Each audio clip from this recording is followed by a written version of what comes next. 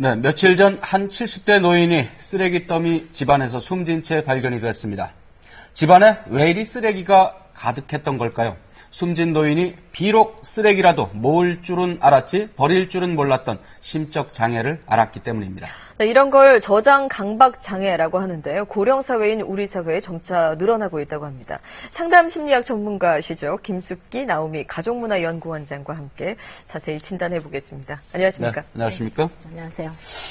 이게 저장 강박증, 이게 이제 수집광 이런 개념하고는 좀 다른 거죠? 네, 좀 다르죠. 네. 우리 인간은 누구나 다 본인이 이제 애착되는 물건을 이렇게 모으고 싶은 네. 행동, 뭐 이런 것들은 다 가지고 있죠. 네. 그런데 이제 너무나 도가 지나쳐서 버려야 될 것을 버리지 못하고 모아두고 쌓아두는 것. 이게 이제 저장 강박증이라고 보시면 됩니다. 그래서 이 부분에 대해서는 이제 두 가지로 우리가 이제 판단을 또 할 수가 있는데요. 첫 번째는 일상생활에 이미 이제 불편을 초래하는 경우, 네. 예, 이제 일상생활이 이제 어려워지는 거죠. 그 모았던 물건들 때문에. 그리고 이제 두 번째는 가족관계라든지 아니면 주위 사람들한테 지장을 초래하는 것. 이런 부분들로 보면 이제 좀 더 명확해질 수가 있죠. 네, 이런 이제 저장 강박증으로 인해서 이 쓰레기 더미에 살던 어르신이 발견이 되는데 일단 직접 화면으로 보시죠. 네, 홀로 살던 74살 최모 씨가 자신의 집에서 숨진 채 발견됐습니다. 며칠째 연락이 안 된다는 가족들의 신고를 받고 출동한 경찰이 최 씨를 발견했는데 방과 거실에는 쓰레기와 잡동사니가 한가득 있었습니다. 저장 강박증의 전형적인 모습입니다. 경찰은 최 씨가 지병이나 저체온증 등으로 일주일 전쯤 숨진 것으로 보고 있습니다. 이렇게 허물어진 담장을 보수하는 등 환경 개선을 해주겠다고 구청에서 제의했지만 집주인 스스로가 거절한 것으로 알려졌습니다. 그렇게 살다가 가실 걸 왜 그래 좀 말로도 좀 듣지 참 안타깝다는 생각이 들죠. 네, 지난 2014년 한국토지주택공사가 전국의 임대아파트를 전수조사했는데 292가구에서 저장 강박증 현상이 확인됐습니다. 이게 이제 저도 뭐 양복 입지 않은 양복 한 20년 된 이상 양복인데 이게 버리질 못하고 그냥 네. 늘 쌓아두고 있는데 이런다고 이게 저장 강박증은 아니죠?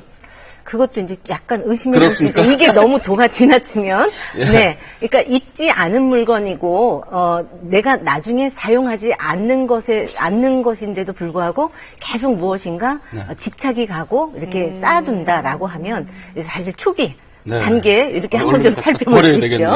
네. 그렇군요. 말씀하신 대로 나도 그럼 저장 강박증이 있는 거 아닌가라고 스스로 좀 진단해 볼 수 있는 그런 것들이 있을까요? 네네, 체크리스트가 있는데요. 네. 문항이 한 10개 정도 있습니다. 네. 네. 보면 물건에 대한 집착이 좀 많은 사람, 그리고 물건에 애정을 특별히 쏟는 사람, 그리고 물건을 모으지 않으면 뭔가 불쾌해지고 기분이 나빠진다. 그리고 이유도 없이 두서 없이 무조건 물건을 사서 모은다. 그리고 쓸모 있는 것과 상관없이 그냥 그렇죠. 모으는 게 더 네. 중요한 거죠. 그리고 판단력이 매우 떨어진다라는 것을 최근에 이제 많이 느끼고 있다. 이러한 부분이 있고요. 또 우울증을 가지고 있는 경우도 한 75%가 이제 우울증, 무기력증 이런 부분들을 가지고 있기 네. 때문에 우울증이 있다. 그리고 쓰레기까지도 모으려고 한다. 이제 예를 들면 뭐 비닐루라든지 네. 비닐 아니면 뭐 페트병이라든지 이런 남들이 다 버려야 된다라고 생각하는 네. 것까지 그냥 이제 모아두는 거죠. 물건을 모으면서 내 정체성을 알게 됐다. 이게 심각한데요. 네, 저거는 그 물건을 통해서 뭔가 자기가 그 의미화를 하는 거예요. 그러니까 마치 나하고 이렇게 동일시하는 어떤 개념. 그래서 이제 남들이 만약에 그거를 갖다 버린다든지 이러면 너무나 화가 나고 견딜 수 없는 마치 나의 자존감을 다 해치는 것 같은 그런 이제 공포와 두려움까지 이제 느끼게 되는 거죠. 그런 물건이 사실 한두 개라면 뭐 그렇게 심각한 건 아니잖아요. 애착이 갖는 물건이 그렇죠. 있을 수 있으니까. 근데 뭐 이제 그런 게 산더미처럼. 여러 개라면 그거는 조금, 이제 네. 예를 들면 애착이 가는 한 부분을 내가 수집을 한다. 이건 뭐 어떤 취미 생활 내지는 이제 수집을 해서 내가 잘 정리정돈 해준다. 네. 이런 거는 아무 문제가 없습니다. 그렇지만 무분별하게 쓰레기조차도 버리지 못한다라고 하는 거에 이제 굉장히 심각성이 있는 거죠. 네, 그 이번에 이제 제가 보여드린 이 체크리스트 10개 가운데 몇 개 정도 해당되면 이게 내가 강박증인가 10개 중에 7, 8개면 이 부분을 조금 의심해 봐야 되고 이미 저장 강박증에 이렇게 걸려 있다라고 이렇게 볼 수 있는 거죠. 한두 개라면 이렇게 걱정하진 않아도 되죠. 네. 저는 괜찮은 것 같습니다. 근데 이런 저장 강박 증세를 이렇게 갖고 있는 분들이 점차 이제 늘어나는 추세라고 하는데 실태가 어떻게 됩니까? 사실은 이제 저장 강박증 환자만을 따로 조사한 결과는 있지 않아요. 네. 그렇지만 이제 건강보험공단에서 2010년부터 네. 한 5년 동안 건강보험 진료비를 이렇게 조사를 한 것 중에 강박 장애 를 이렇게 따로 이렇게 체크를 해봤더니 2010년도에 2490명이었는데 네. 해마다 한 3% 이상씩 계속 연평균 그렇게 이제 늘어나고 있다. 이렇게 이제 발표를 했고요. 실질적으로 저도 이제 상담을 하다 보면 많은 어머님들이 우리 딸 아니면 우리 아들이 저장 강박증이 아닌지 의심스럽다. 이제 이런 이야기를 많이 하고요. 그래서 집에 누가 올까봐 겁이 난다.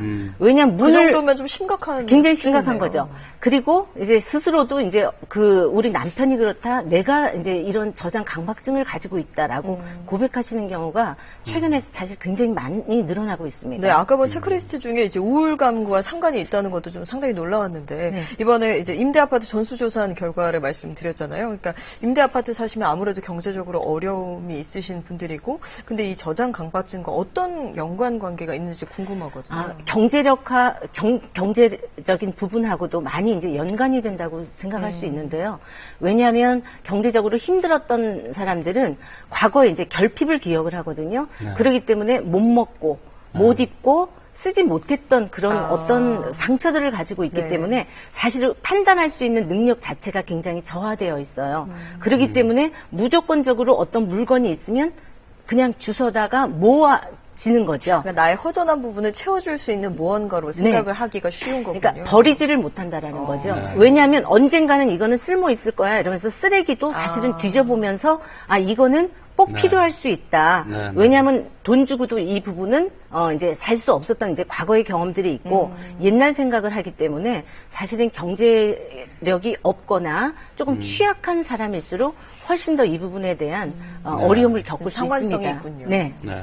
그런데 이제 이게 이제 치매하고는 조금 다른 부분일 텐데 이런 저장 강박 증세를 앓고 있는 분들이 대부분 이제 노인층에서 많이 일어난다고 하는데 그건 왜 그렇습니까? 판단 능력이 이제 저하가 될 수 있고요.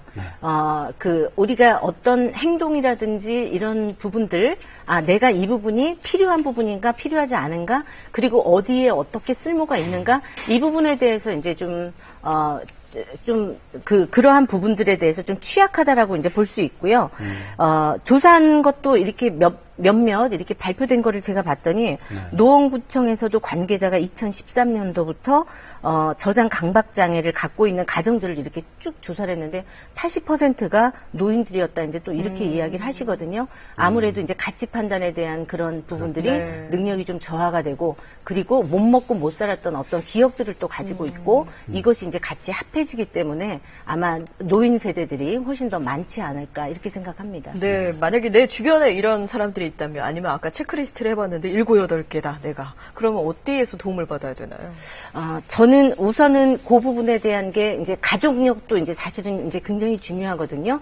가족력, 그러니까 유전적인 요인, 이거는 이제 환경적인 요인이라고 볼 수 있는데요. 네. 그러한 경우가 한 50%또 이렇게 조사를 해보면 그렇게 나타나요. 네. 그리고 또 하나는 뇌, 전두엽에 좀 이상이 있을 때, 그러니까 우리가 전두엽이 관장하는 부분들은 뭔가 우리가 판단을 하고 그 다음에 결정을 할 때 이제 사용을 하는데 그러한 부분들에 있어서 조금 더 이게 문제가 이제 일어났을 때 그리고 이제 사회적인 관계망이라든지 이런 부분에 있어서도 이제 좀 어려움을 겪고 있는 경우에 이럴 수가 있기 때문에 조금 다각도의 그러한 부분들에 대한 요인을 좀 살펴볼 필요가 있고요. 상담 치료에서 그럼 약물 치료까지 필요한 경우에는 또 해야 되겠네요. 그렇죠. 약물 치료도 필요하고 그다음에 인지행동 치료라고 해서 뭔가 그 부분에 대해서 내가 잘못 인식하고 있는 부분을 행동적인 부분을 치료로 해가지고 이제 연결시키는 부분들이 있습니다.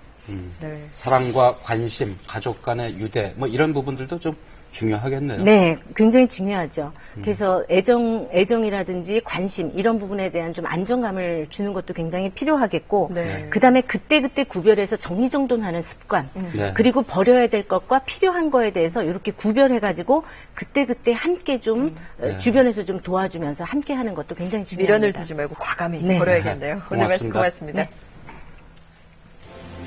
막걸리가 위암 억제 효능이 있다는 연구 결과가 나왔습니다. 네, 막걸리를 만드는 쌀에 들어있는 베타시토스테롤이라는 물질이 이 같은 암 예방 효과를 가져온다는 건데요.